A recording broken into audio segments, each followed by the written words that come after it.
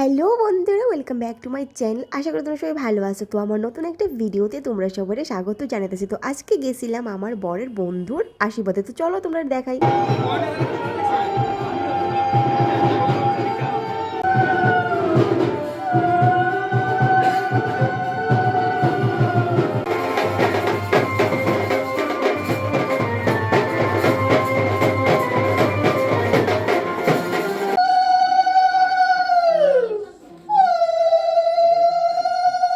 এখানে আশীর্বাদ শেষ করে ফটোশ্যুট করে সেটা আবার একটু আমরা নাচানাচি করলাম।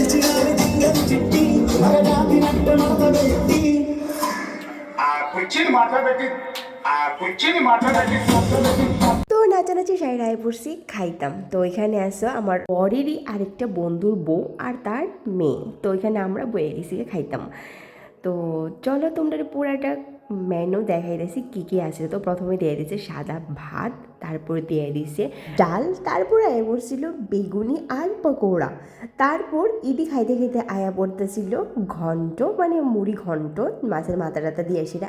তারপর আয়া পড়ছে পনির। তারপর আয়া পড়ছে নেক্সট খাবার মাছ, মানে ট্যাংরা মাছ। তো ট্যাংরা মাছের সাইজে তোমরা দেখাতেছি বেশ বড় বড়ই আসছিল, আর রান্নাও খুব স্বাদ হয়েছিল, একটার থেকে একটা দারুণ আসছিল।